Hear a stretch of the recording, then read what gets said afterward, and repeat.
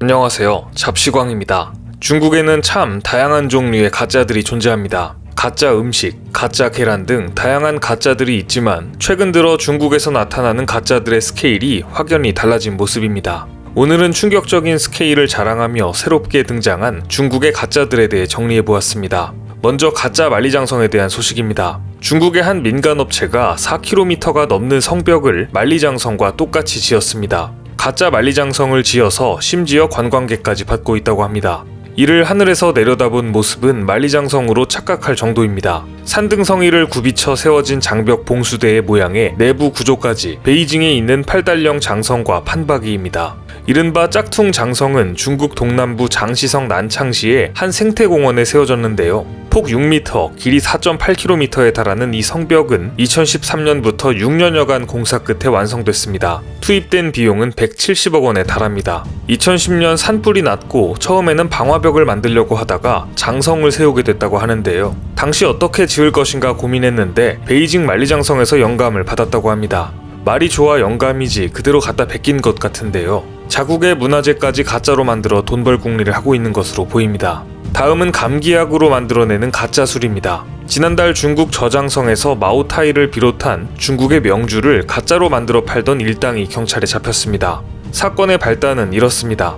지난해 9월 저장성 샤오닝 경찰서에 정가 2,000위안, 우리 돈 34만원짜리 마오타이가 인터넷에서 7배 정도 저렴한 300위안에 판매되고 있다는 신고가 접수됐습니다. 술을 받아보니 포장이나 맛이 진품과 많이 달랐다는 신고가 잇따랐는데요. 경찰은 단속을 통해 마오타이를 비롯한 가짜 명주 2만여 병을 적발했습니다. 무려 5천만 위안, 우리 돈 85억 원이 넘는 규모입니다. 보통 품질이 낮은 가짜 술을 마시게 되면 다음날 심한 두통을 동반한 숙취에 시달리게 되는데요. 업자들은 두통 해결을 위해 술에 감기약을 섞었습니다. 감기약이 섞인 술은 마신 뒤에도 머리가 아프지 않아 진품 같은 효과가 난다고 주장했는데요. 두통을 떠나 술을 감기약과 같이 먹으면 분명 간에 무리가 갈 것 같습니다. 포장 재료를 포함해 원가 100위안 정도에 제조된 가짜 마오타이는 한 병에 300에서 500위안에 판매됐는데요. 12간지도 안에 포장을 한 마오타이는 4,000위안의 고가에 판매되기도 했습니다. 다음으로 중국에서 볶음용 간장을 이용해 가짜돈, 즉 위조 지폐를 만들었다는 놀라운 소식입니다.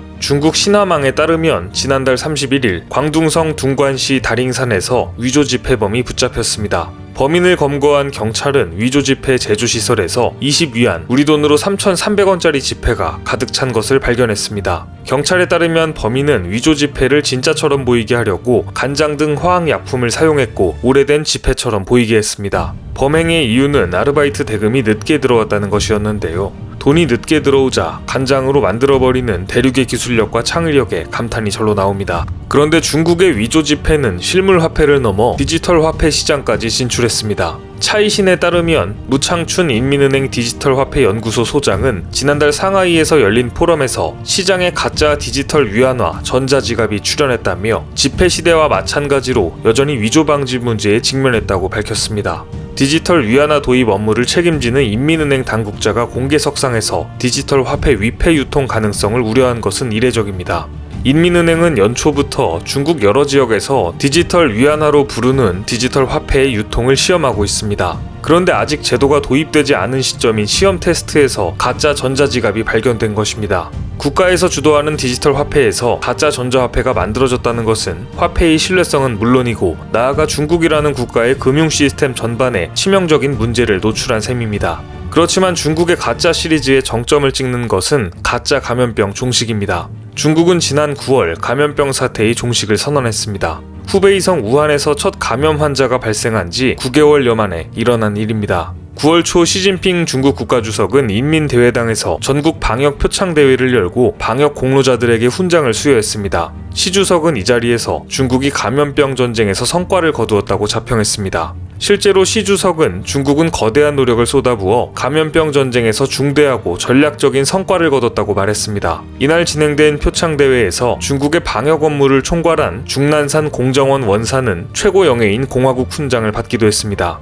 당시 인민일보 등 관영 매체들도 14억 중국 인민이 감염병 전쟁을 승리로 이끌었다며 찬사를 보냈습니다. 중국 정부는 이 행사를 통해 사실상 감염병 사태 종식을 선언했습니다. 하지만 당시에도 중국 정부의 발표를 곧이곧대로 믿기는 힘들다는 관측이 많았었습니다. 상식적으로 인구가 자그만치 14억에 달하는 거대 국가 중국에서 확진자가 한 명도 나오지 않을 리가 없기 때문입니다. 실제로 중국에서는 핵산 검사가 양성인데도 증상이 없다는 이유로 정부가 최종 판정에서 확진자로 잡지 않는 사례도 있습니다. 한국을 비롯한 대부분의 나라가 확진자 수에 무증상 감염자도 포함하는 것과는 딴판입니다. 앞서 중국 정부는 코일19 싸움에서 승리했다고 섣불리 언급했다가 큰 낭패를 본 전력이 있습니다.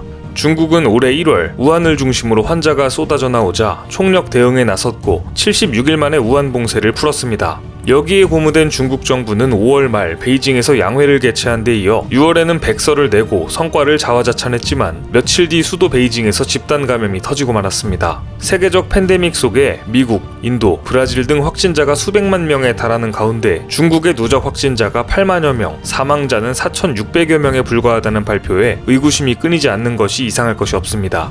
하지만 뒤이어 대만과 한국에서 잇따라 중국 승객의 확진이 이뤄졌는데요. 중국의 감염병 사태 종식 선언이 부풀려졌다는 사실이 드러난 셈입니다. 이달 15일 대만중앙통신에 따르면 대만중앙유행전염병 지휘센터는 최근 중국 장쑤성에서 돌아온 자국의 40대 남성 기업인이 확진 판정을 받았다고 밝혔습니다. 이 남성은 장쑤성에 갔다가 휴가차 대만에 들어왔는데 입국 당시도 기침과 콧물 증상을 보인 것으로 드러났습니다. 대만 보건당국은 핵산 검사 결과 1차 검사에서 양성이 나왔고 2차 검사에서는 음성이 나왔습니다. 하지만 검출된 바이러스 양이 많다는 이유로 환자로 분류돼 현재 격리 치료 중인 것으로 전해졌습니다. 문제는 이 남성이 대만에 오기 전 중국 현지에서도 기침과 가래 증상을 호소했었다는 점입니다. 하지만 그는 병원 치료 없이 약만 먹었습니다. 그의 사무실 동료도 감기와 유사한 증상을 보인 것으로 전했는데요. 이는 곧 중국에서 감염병 증상이 나왔고 분명 전염 가능성도 있다는 이야기입니다. 한국에서도 지난 6일 중국에서 한국으로 입국한 한 중국인이 검역 과정에서 확진 판정을 받았습니다. 중국은 8월 중순부터 거의 2달 동안 중국 내 감염이 없다고 발표했었습니다. 하지만 같은 기간 내 중국에서 한국으로 온 중국인, 한국인 총 6명이 확진 판정을 받았습니다. 결국 최근 칭다오에서는 다시 감염병 확진자가 발생하기 시작했습니다. 최근 칭다오시의 한 흉부외과 병원에서 무증상 감염자가 발견되면서 의료진과 환자 등 370여 명이 검사를 받았습니다. 지난달 11일 4명이 확진자로 판명됐고 무증상 감염자 중에서도 2명이 추가로 확진 판정을 받으면서 본토 확진자는 모두 6명으로 늘어났습니다. 이뿐만 아니라 신장 지역에서는 무증상 감염과 집단 감염까지 발생하기 시작했습니다. 신화통신에 따르면 신장 보건당국은 지난달 24일 슈푸현에서 한 여성이 양성 반응을 보였다고 발표했습니다. 그러자 중국은 신장 카슈카르 지역을 전격 봉쇄하는 조치를 취했습니다. 중국에 존재하는 가짜 종식의 결과가 참담하기만 한데요. 애초에 섣부른 감염병 종식 선언 자체가 무의미했다는 지적이 대다수입니다. 중국에는 다양한 가짜가 존재하지만 강력한 진짜도 존재합니다. 감염병으로 잠시 주춤했던 미세먼지가 중국의 경제활동 재개로 인해 돌아온 것입니다. 감염병 사태 종식 선언을 한 중국이 공장을 본격적으로 가동하면서 미세먼지가 또다시 한반도를 뒤덮었습니다. 지난달 21일 인천 지역 미세먼지는 나쁨을 보였습니다. 우리나라의 고농도 미세먼지가 발생할 때는 백령도의 대기질 농도 수치가 치솟은 후 인천, 충청 지역으로 확산하는 패턴이 반복됩니다. 이는 북서풍이 불면 중국에서 불어오는 미세먼지가 한반도에 영향을 주고 있다는 증거입니다. 하지만 중국에 존재하는 거의 유일한 진짜인 중국발 미세먼지에 대해 중국 정부는 인정하지 않고 있으며 한국이 억지 주장을 펼친다고 몰아가고 있습니다. 가짜가 판을 치고 진짜는 인정하지 않는 중국에서 앞으로도 또 얼마나 기상천외한 가짜가 등장할지 관심 있게 지켜봐야 할 것 같습니다. 오늘 준비한 소식은 여기까지입니다. 댓글을 통한 여러분들의 많은 의견 기다리겠습니다. 많은 분들의 생각이 모였을 때 진정 가치 있는 지식이 완성될 것입니다. 시청해주셔서 감사합니다.